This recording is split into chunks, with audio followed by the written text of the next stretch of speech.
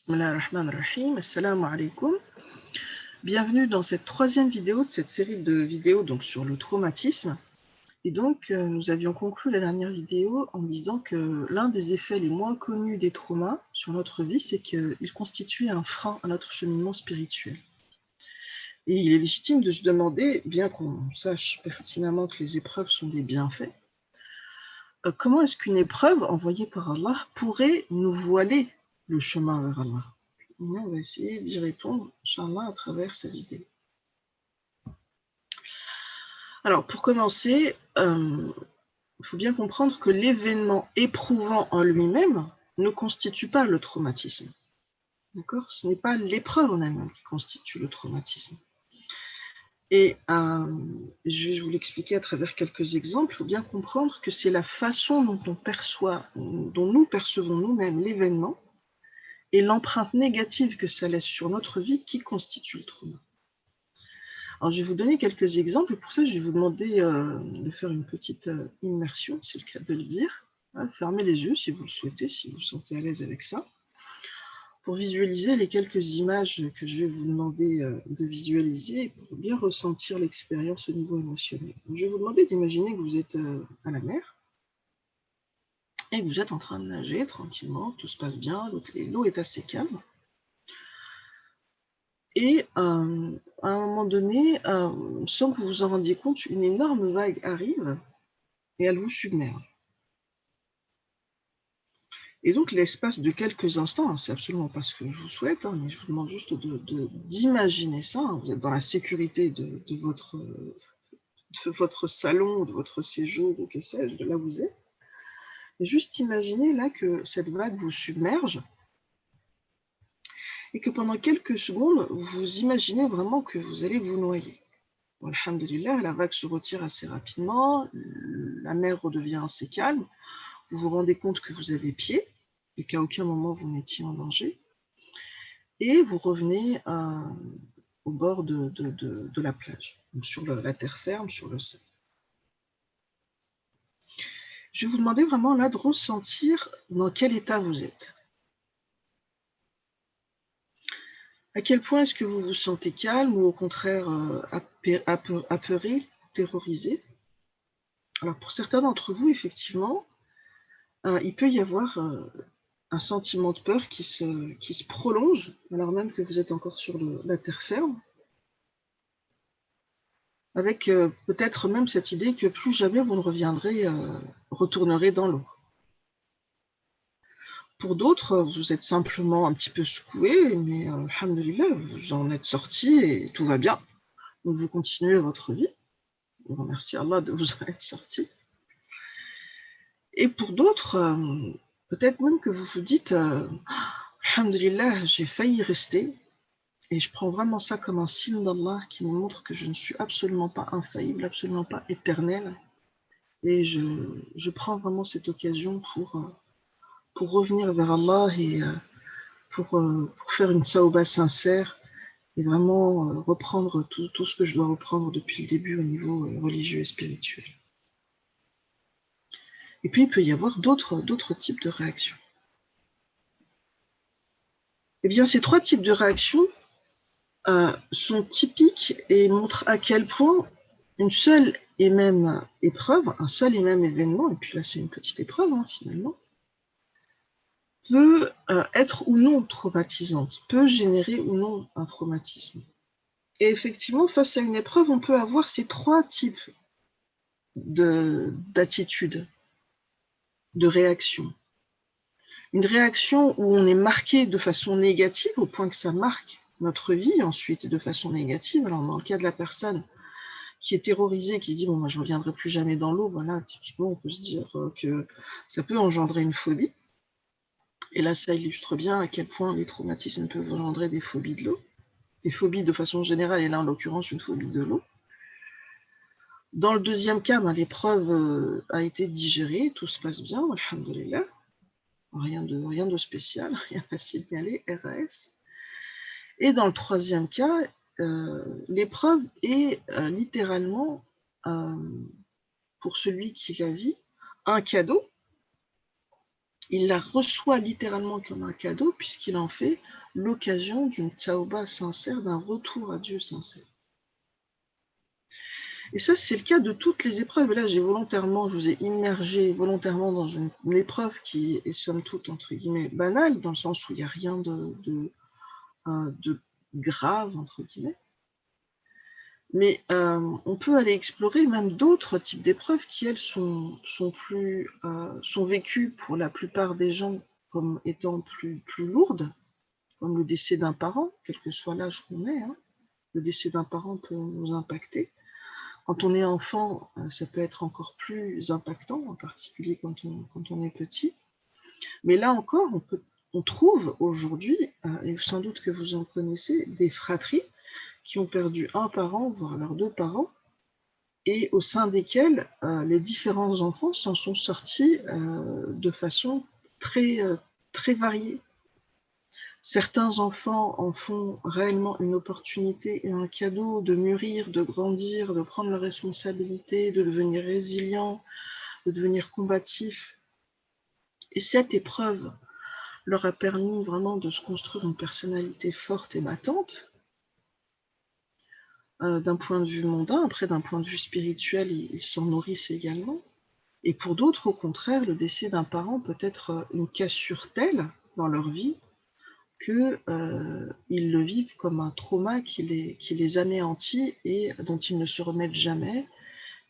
Et on trouve malheureusement des enfants qui, suite au décès de leurs parents lorsqu'ils étaient petits, développent des gros manques de confiance en eux, des gros manques d'estime personnelle,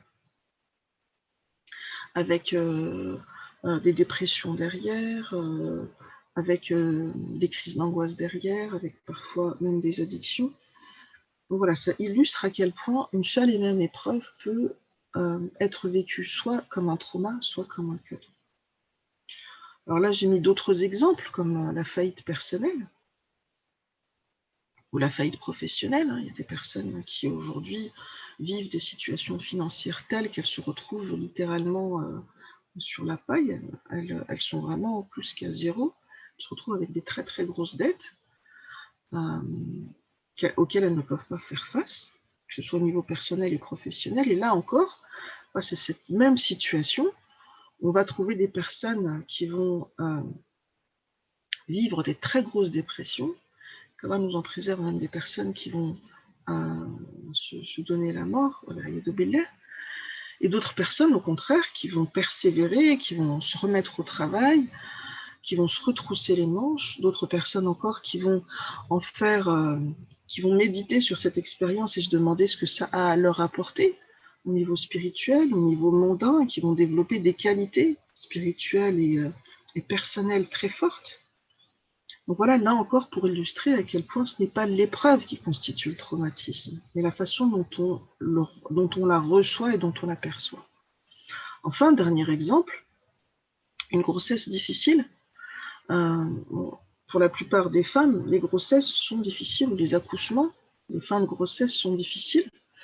Mais pour certaines femmes, une grossesse difficile peut être vécue comme un traumatisme au point qu'elles ne veuillent plus tomber enceinte consciemment ou inconsciemment. Il y a des femmes qui sont capables de vous dire de façon très consciente, non, ma dernière grossesse a été tellement difficile que je ne veux plus avoir d'enfant.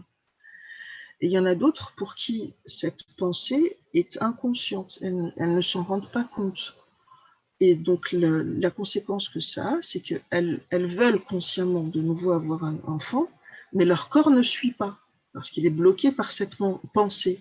Le mental, littéralement, bloque le corps. C'est le principe du psychosomatique. Hein. On l'a vu dans la vidéo précédente avec les différents effets que causaient les traumas dans nos vies. Et donc, il y a des femmes, littéralement, qui n'arrivent plus à tomber enceintes parce que leur dernière grossesse a été particulièrement difficile, ou leur accouchement, ou le postpartum, donc l'après-grossesse, a été difficile. Et elles ne se rendent pas compte, en fait, que c'est ça qui bloque psychologiquement le corps de donner la vie de nouveau. Donc voilà pour les exemples qui permettent vraiment de comprendre à quel point ce n'est pas l'épreuve qui constitue le traumatisme, c'est vraiment la façon dont on perçoit l'épreuve, dont le mental perçoit et reçoit l'épreuve.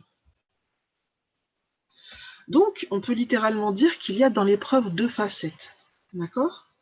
Qu'il y a une facette qui n'est perçue que par un nefs, encore immature, hein, ces premières étapes de nefs, dans lesquelles on n'a pas encore beaucoup cheminé spirituellement, et nefs, dans ce cas-là, elle n'est pas capable de voir l'épreuve autrement comme quelque chose de douloureux, source de souffrance, source de blocage.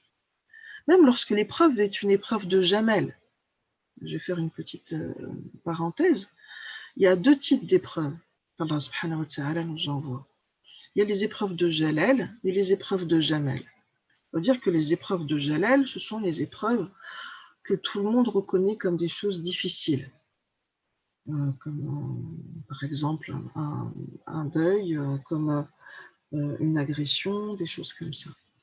Mais Allah subhanahu wa ta'ala nous éprouve aussi avec al-jamal, avec des choses qui sont belles, qu'on considère comme des tayyibat, comme des choses qui sont la beauté de ce monde, comme l'argent, comme les enfants. D'ailleurs, dans le Coran al-Karim, Allah subhanahu wa ta'ala nous dit que les enfants et l'argent sont les beautés de ce monde. Les enfants et les possessions matérielles sont les beautés de ce monde. Et il nous dit également dans le Coran al-Karim, dans un autre passage, que les enfants et les biens matériels sont des fitnatun, alors c'est traduit de deux façons, des tentations, mais également des épreuves. Donc ça nous montre bien que Allah subhanahu wa ta'ala peut aussi nous éprouver avec de belles choses. Et les enfants, avoir des enfants, c'est effectivement une belle chose. Malheureusement, aujourd'hui, y compris dans la communauté musulmane, le fait d'avoir des enfants est vécu par une grande majorité de parents comme une épreuve douloureuse et difficile. Et on peut l'entendre, hein, vous-même si vous êtes parent, hein, je ne sais pas comment est-ce que vous vivez la maternité et la paternité, mais beaucoup de parents, quand ils parlent de leurs enfants, en parlent en s'en plaignant, en disant que c'est difficile, en disant que ils leur font beaucoup de soucis, qu'ils leur font des cheveux blancs, qu'est-ce qu'ils ont mérité pour avoir ces enfants-là. Et subhanallah, Allah subhanahu wa ta'ala, quand il nous parle de la progéniture des enfants, il nous dit que c'est la beauté de ce monde.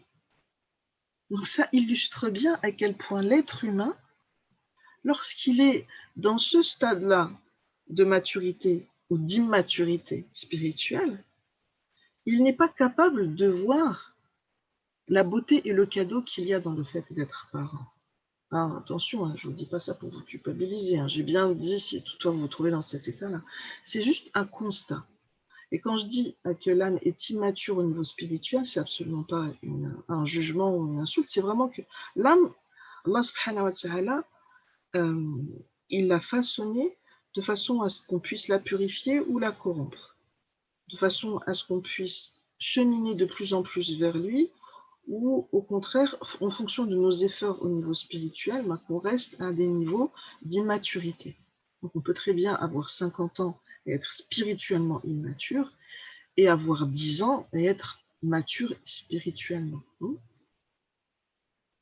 Donc ça, c'est en fonction de notre éducation, de l'éducation qu'on fait sur notre âme. Donc on pourra toujours, si vous le souhaitez, si c'est un sujet qui vous intéresse, je pourrais toujours vous faire des vidéos là-dessus.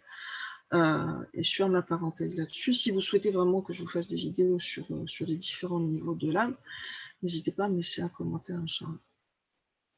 Donc, je reviens sur cette question des deux facettes de l'épreuve. Donc, quand c'est l'âme immature, donc quand c'est nefs dans son niveau de lawama ou de amara bisu, qui regarde l'épreuve, elle ne va y voir que souffrance et blocage. Et donc, l'épreuve va être vécue comme un trauma. Par contre, quand l'épreuve est vue par Ruh, l'esprit, donc esprit et spirituel, ça a la même racine. Hein. On traduit Ruh en langue arabe par esprit en langue française. L'esprit, c'est pas le mental, hein, c'est pas le cerveau. C'est pas ça du tout, c'est vraiment Ruh. D'accord? Donc, le ruh, c'est une partie de nous qui est pure et qui est exempte de tout défaut. Donc, quand l'épreuve, elle est vue par le ruh, et quand elle est vue par l'âme également mature, eh bien, l'épreuve est vue comme un bienfait, comme un cadeau, comme le cadeau qu'elle est réellement. Donc, finalement, ce qui va faire qu'on voit l'épreuve qu'on vit l'épreuve comme un trauma ou comme un cadeau, c'est notre niveau spirituel. Et plus on va voir les épreuves comme des traumas, et plus ça va nous empêcher de cheminer spirituellement. C'est un peu un cercle vicieux finalement. Alors comment est-ce qu'on fait pour se sortir de ce cercle vicieux? Alors déjà, on va revenir à cette notion de cadeau. Donc je vous disais, lorsque l'âme et donc le mental vivent l'épreuve comme un trauma, comme un choc qui nous heurte de plein fouet et nous marque à vie de façon négative, c'est comme si nous recevions un cadeau sans nous rendre compte qu'il s'agit d'un cadeau. C'est comme si quelqu'un frappait à votre porte pour vous apporter un magnifique présent, sauf que vous, quand vous voyez par le Judas, ce que vous voyez, ce n'est pas quelqu'un qui vous apporte un magnifique présent, c'est quelqu'un qui vient vous torturer. Donc non seulement vous n'allez même pas avoir l'idée d'ouvrir le cadeau et de profiter de ce qu'il contient, mais la simple idée de regarder par le Judas de la porte et de voir cette personne-là, cette simple idée, ça vous terrorise, ça vous fait souffrir atrocement, ça vous plonge dans la peur, l'affliction, le malheur, la maladie.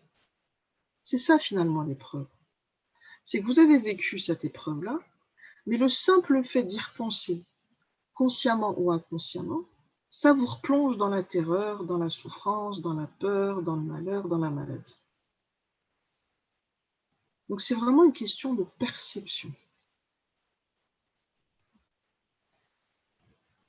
Et donc pour changer notre perception, il faut faire un travail d'acceptation. Parce que quand nous n'acceptons pas une épreuve, nous nous fermons littéralement l'accès nous-mêmes à toutes les portes par lesquelles Allah nous fait parvenir ses bienfaits. Subhanallah. Si vous avez quelqu'un à votre porte qui vous apporte un présent, un cadeau, le cadeau, vous ne pourrez jamais en bénéficier, vous ne pourrez jamais en jouir, vous ne pourrez jamais l'ouvrir, regarder ce qu'il y a à l'intérieur et profiter pleinement de ce qu'il y a dans ce cadeau. Imaginons que dans ce cadeau, dans ce paquet cadeau, il y ait, on va dire un cadeau mondain, il y ait de ce bas monde, allez, 1 million d'euros. Ce million d'euros, vous n'allez jamais pouvoir en profiter, puisque vous laissez la personne derrière la porte et vous n'ouvrez même pas le cadeau. Au contraire, vous ne savez même pas qu'il y a un cadeau dans le paquet, vous voyez juste qu'il y a quelqu'un de terrorisant, de votre point de vue, qui vous veut peut-être du mal derrière la porte. C'est exactement ça, en fait, l'épreuve. Quand on regarde l'épreuve comme quelqu'un de terrorisant qui nous veut du mal, alors qu'en réalité, cette personne elle vient nous offrir 1 million d'euros, c'est littéralement fermer la porte à tous les bienfaits qu'Allah nous destine. Parce qu'Allah, subhanahu wa ta'ala, dans son infinie miséricorde, les portes de sa rahma, elles sont tout le temps ouvertes. Les portes des bienfaits, elles sont tout le temps ouvertes. Ce qui fait que nous ne pouvons pas accéder à sa miséricorde, à sa rahma, à tous les bienfaits qu'il nous destine, c'est que nous fermons l'accès à ces portes. Ce n'est pas les portes d'Allah qui sont fermées, c'est nous qui fermons l'accès à ces portes. Et pour pouvoir ouvrir la clé de notre côté, c'est quoi? C'est quoi le miftah? C'est l'acceptation. L'acceptation de l'épreuve.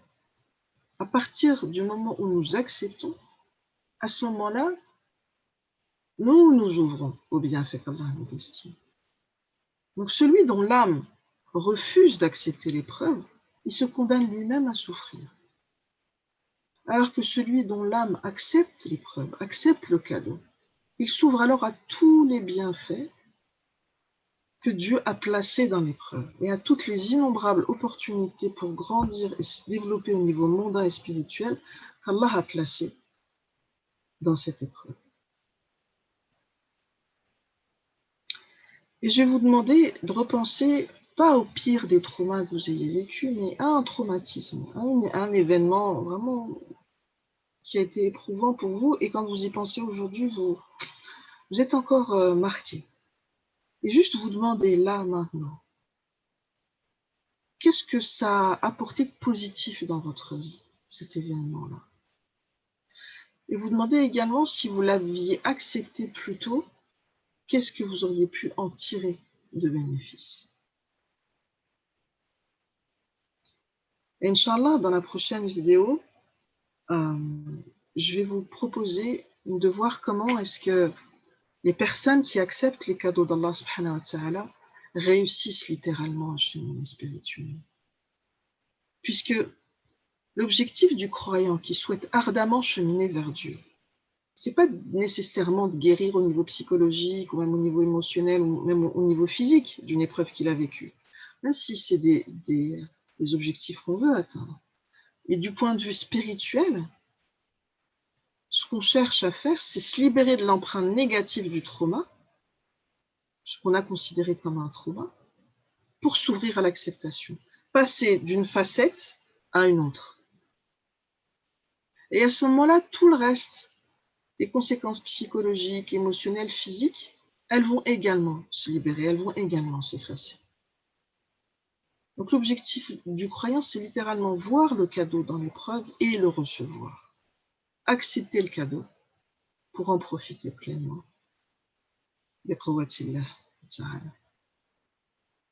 Donc, si cette vidéo vous a éclairé, si vous aimeriez en apprendre plus encore sur la façon dont fonctionne l'être humain et comment on en vient à vivre plongé dans le mal-être ou au contraire baigné dans le bien-être, abonnez-vous, mettez-moi un petit pouce bleu pour que je sache que ça vous a vraiment été utile. Et je vous dis à très bientôt, Inch'Allah. Salam alaikum.